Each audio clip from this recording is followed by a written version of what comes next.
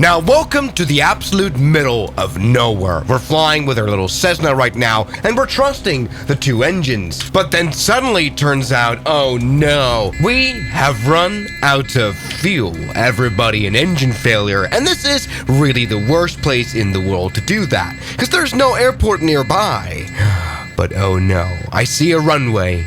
We are going to have to land on it. Well, that might be interesting. We've got the worst alarm in the world, and we're gonna have to now land this airplane. Let's put out the flaps. All right, all looking good. We are now a glider, and we're going to have to land at this very hard to land airport. Now, let's get the landing gear down ASAP. Okay, all right, okay. Now, I'm just kind of wondering about who in the world built an airport here on a literal mountain.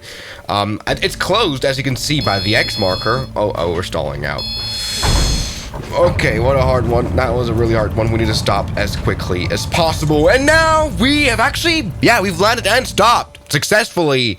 It's just that we have got no phone service here, probably. So we'll kind of be lost in literally the wilderness. You know, there are over 10,000 airports just in the US, basically because anyone can just build one, and there are thousands of abandoned runways in the world that were closed at some point because of various reasons. One of them is in Oregon on the west coast, and it's called Calvert Peak Airport, and it is indeed in the middle of nowhere on a mountain, and I mean that. It has two X's, once again marking a closed runway. And there's literally nothing much about it on the FAA website, you know, the article about this airport. It says that it's closed indefinitely. It was a private use only airport as well, so you couldn't just land at it, although probably no one would notice it. Although we do know the owner of the airport, which is the Bureau of Land Management down there in Oregon. You know, the local BLM, Black Lives Matter. And actually that gives us a lot of clue about what this airport was made for. We do not have it in the Microsoft Flight Simulator, and we can tell this inconveniently placed airstrip is definitely not meant for recreational flying,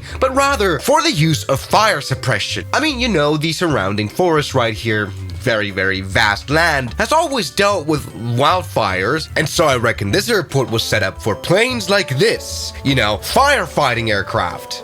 Now, what in the world is wrong with this Microsoft Flight Sim? Why do we have a character sitting here? I don't know. But you know, this airport does raise some question marks for me. I mean, this must have been quite insane to build. You know, remove all the trees that were previously on there and put an asphalt runway on that. Transport asphalt to even the runway at all must have been quite the work. And all this work was for nothing because this airport is so closed that you can't even find it on a chart. It's not listed at all. And that's probably because it might just be the most dangerous runway in America, and also kind of useless. I mean, I get the idea. You could maybe deploy firefighters here or something like that, but I don't know where they would get water from. Also, there's just wildlife everywhere. I mean, the biggest problem is that there's actually no lake nearby, right? So where would you get the water? Anyway, I found this airport also on Reddit. Someone went there in real life, and that's what it looks like now. Very Oregon, very green now. This is where the windsock would have been back in the years it was used. But yeah, this would have been pretty insane to even do an emergency landing at in this state. Now, I found a website that said it was established in 1969. That could probably be. And I found a weird Reddit post where someone said that they actually landed there, maybe illegally 7 years ago, and had an absolute blast. And someone says, two of my friends and the one kid's dad died on Calvert Peak in May 1991 by running in at 182 off the end. And interestingly, in the Aviation Investigation final report from this 1991 crash, the runway was already closed back then. But yes, everybody, I think we have a new contestant for one of the most dangerous airports in the world. Let's go ahead and do some flying here. I mean, okay, we could try small planes. Those will have no issues. Look, look, look. Nice turboprop. What's really interesting is how just narrow this runway is. It's pretty ridiculous. I mean, nothing can actually fit on here either, right? I mean, look at the view of this approach right now. Let's try to land this CJ4 jet here. You know, the thing is, there's actually no proper reason to fly here. I mean, there's nothing other than being on a mountain. The only reason to fly here is that you might die. Great. Oh, there's a deer. Okay, that's a lot. I'm just realizing how short this runway actually is. Can we stop this? Can we stop? Can you stop now? Please, please, please, please, please, please, please, please, please. Okay, we're definitely dead.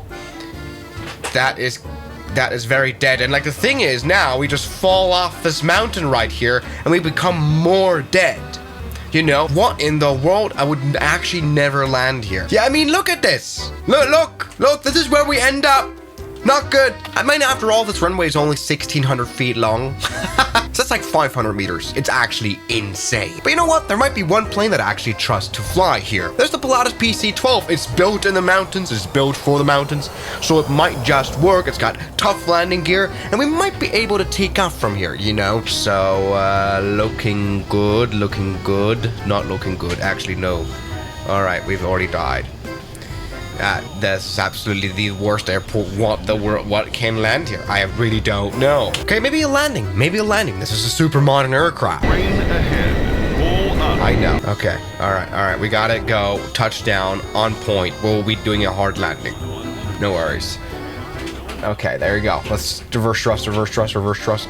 Get it all you got. Give it all you got into the braking plane, please. That still isn't enough, ladies and gentlemen. We have reached full death. Great. Now, this Airbus will probably think that I'm a retard. 100, 50, 40, 30. Let's go. Full power. We might be able to make it. Though, you know what I'm going to do? I'm going to switch runway sides. Because now, from this cliff, we can kind of jump off like that did in the Madagascar scene. All right. Come on. Give it all you've got. You're strong, Airbus, which might be able to.